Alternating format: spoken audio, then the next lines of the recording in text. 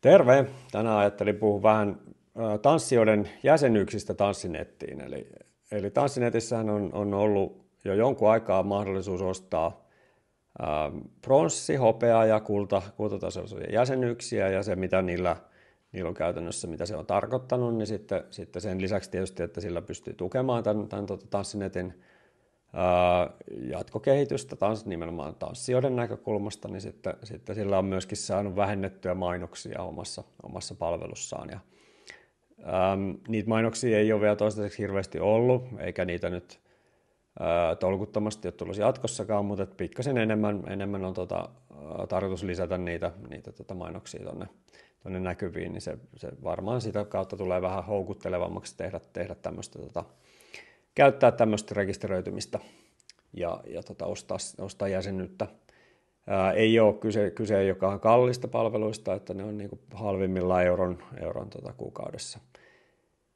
Meillä on tulossa myöskin ominaisuuksia, jotka on tarkoitettu pelkästään jäsenille, eli yksi esimerkki nyt siitä semmoisesta ominaisuudesta on ensimmäinen on tämä reittisuunnittelu, että mä esittelen sitä vähän enemmän tuossa toisella videolla, mutta siinä reittisuunnittelussa on käytetty sellaisia kaupallisia palveluita, esimerkiksi karttapalvelu Mapboxia, ja sitten se myöskin käyttää enemmän resursseja, merkittävästi enemmän resursseja kuin noi muut sisältösivut, niin sen takia se on niinku väistämätöntä, että näistä pitää jonkun verran tuloja tulla.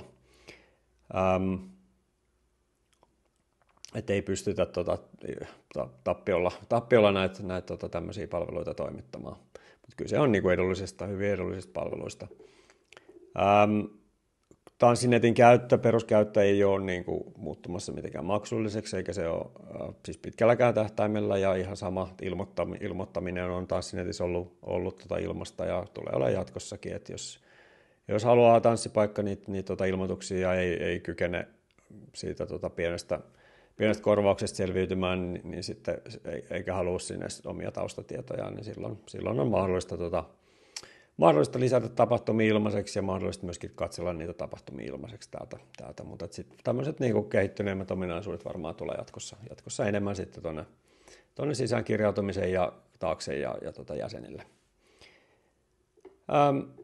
Mä näytän vähän, että millä tavalla tämä jäseneksi liittyminen tapahtuu, eli ensimmäisenä siis toki tarvii rekisteröityä. Siitä on ihan oma videonsa, että miten se rekisteröityminen tapahtuu. Täällä on oikeassa ylänurkassa on semmoinen niin kuin sisäänkirjaudu tai rekisteröidyn nappulat, ja sitten niistä kun klikkaa, niin pääsee semmoiselle lomakkeelle, jossa syötetään sitten omat tiedot, ja sitten se pyytää vahvistamaan sähköpostiosoitteen, ihan niin kuin tyypillisesti monessa tämmöisissä verkkopalveluissa on. Sitten kun on kirjautunut sisään, niin täällä on tämmöinen pudotusvalikko, tämä oikea ylänurkka, ja täällä on tämmöinen kohta kuin tilaukset ja jäsenyydet. Täällä on tosiaan tämä henkilöjäsenyys nappula, eli nämä on niin kuin tapahtumapaikoille esiintyjille olevat palvelut tilataan täältä ihan samasta paikasta, että niiden tilausprosessi on pikkasen erilainen, mutta käydään nyt tässä läpi tätä henkilöjäsenyysjuttua.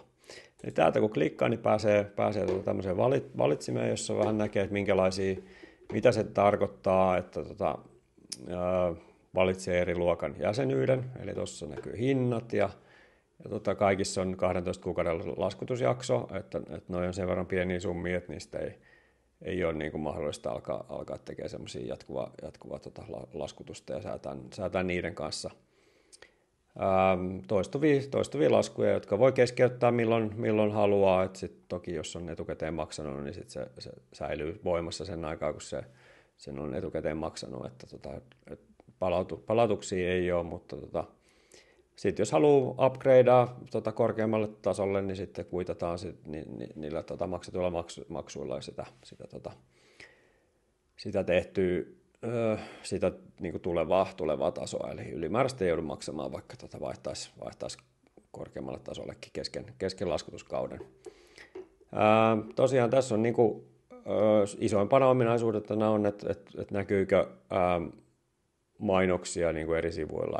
Eli kultatasolla ei näy mitään mainoksia ja sitten hopeatasolla ei näy kalenterissa mainoksia ja sitten mobiilikalenteri, jos on pronssitason, niin se välttää mobiilikalenterin mainokset. Eli se on varmaan se kaikkein käytetyin näyttö joka tapauksessa, niin tämä riittää siihen. Ja sitten on tosiaan tämä tanssireissujen suunnitteluominaisuus, jolla pystyy syöttämään päivämääriä ja paikkoja. Eli sanotaan, että vaikka käy kääntymässä Oulussa, niin voi syöttää, että Helsinki, Oulu, Helsinki ja sitten se päivämäärät siihen päälle ja sitten se osaa ehdottaa, että mitä tanssitapahtumia siinä matkan varrella olisi ja näyttää vähän, että mihin ne luoda sitten sellaisen suunnitelman sitten. Näytän sitä tuossa videolla, jos pääsee katselemaan vähän, että miltä se näyttää ennen jos haluaa varmistua, jos se vaikuttaa siihen, että haluaako tätä palvelun kehittämistä tukea vai ei. Mutta täällä nyt sitten kun päätyy johonkin vaihtoehtoon, niin voi klikkailla sitten sitä vaihtoehtoa. Ja tämä tosiaan päätyy nyt, tässä käytetään semmoista Stripe-maksupalvelua, eli täällä ei taas netissä ei näitä varsinaisesti luottokortteja tai muita tietoja ei säilytetä tai pyydetä niin kuin koskaan, eli kaikki maksut tapahtuu siellä Stripen palvelussa, joka on semmoinen kaupallinen, kansainvälisesti tunnettu maksupalvelutoimittaja. Ja tosiaan tästä kun klikkaa, niin sitten se siirrytään tuonne Stripen osoitteeseen, se näkyy täällä URLissakin näkyy, että se on se Stripen sivu. Tämä riippuu vähän selaimen asetuksista, että mulla nyt sattuu olla englanninkielinen selain, niin sitten tämä näyttää englanniksi nämä tekstit, mutta tästä tulee sitten suomeksi, jos on suomenkielinen selain. Ja täällä nyt on erilaisia vaihtoehtoja. Tämä on itse asiassa testiversio, niin tässä ei ole kaikkia niitä, mitä tuolla on saatavilla tuolla että mulla on, siellä on MobilePay on yksi vaihtoehto, ja tosiaan sitten jos on Googlen tai Applen mobiililaite, niin sitten on myöskin niiden maksamislinkit pitäisi näkyä siellä. Ja nyt jos otetaan testijäsenyys, maksetaan nyt täällä on tämmöinen testiluottokortti, ei turha kuvitella, että oikeita luottokortteja tässä käytettäisiin, niin, ja tällä ei pysty siis missään oikeassa kaupassa maksaa, että se on vaan testikäyttöön, mutta se hyväksyy kaikki maksut, eikä kun mitään rahaa ei siirry.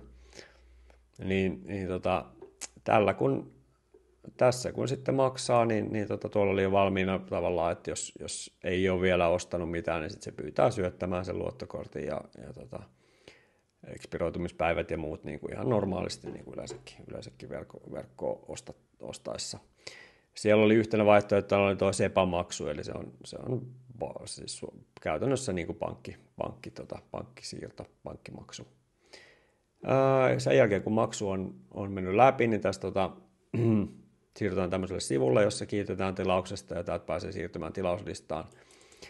Ne tulee hetken viiveellä, että sieltä riippuen vähän, että minkälainen kortti on ja minkälaisia vaatimuksia tuolla on siellä sen pankin toimesta, että joskus on niitä Secure 3D-tarkastuksia ja kaikkea muuta, että pitää sitten kuittailla puhelimesta vaikka, että tämä maksu on ok, niin se voi olla, että sen takia tämä ei niin kuin ihan välittömästi näy ennen kuin se on kaikki asiat on hoidettu, mutta ihan niin kuin hetken päästä pitäisi olla tällä sivulla näkyvissä nämä jäsenyydet.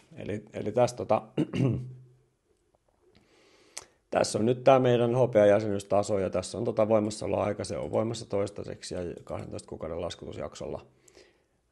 Täältä sitten pääsee hallinnoimaan tilausta täältä tämän napin takaa, eli siirrytään taas tuonne Stripen palveluun. Ja täältä sitten niin kuin näkyy, voi käydä katselemassa, että mä nyt olen testaillut paljon, niin täällä on tämmöistä historiaa, mutta täällä voi käydä katsomassa näitä vanhoja laskuja ja maksuja, että mitä niille on tapahtunut. Ja jos haluaa, niin voi upgradea korkeampaan tasoon tai sitten voi perua sen tilauksen. Ja peruminenhan tosiaan tarkoittaa sitä, että rahoja ei palauteta, mutta että se sitten ei enää sen jälkeen tule uutta laskua, kun tilaus on loppunut. Muuten tämä on niin kuin semmoinen jatkuva tilaus, eli automaattisesti päivittyy sitten. Tulee sitten muistutus vähän ennen sitä tuolta Stripen sähköpostiin tulee Stripelta ilmoitus, että nyt seuraava tilauskausi on alkamassa ja sitten sieltä voi, jos haluaa, niin sitten siinä kohdassa voi vielä käydä perumassa sen tilauksen. Mitään semmoista ei pyritä siihen, että joutuu jotenkin lukittumaan tai että milloin tahansa saa perua tilauksen, kun haluaa ja näin poispäin. Joo, ei mulla muuta. Näytetään vielä erikseen reittisuunnittelua, niin kiitos tästä.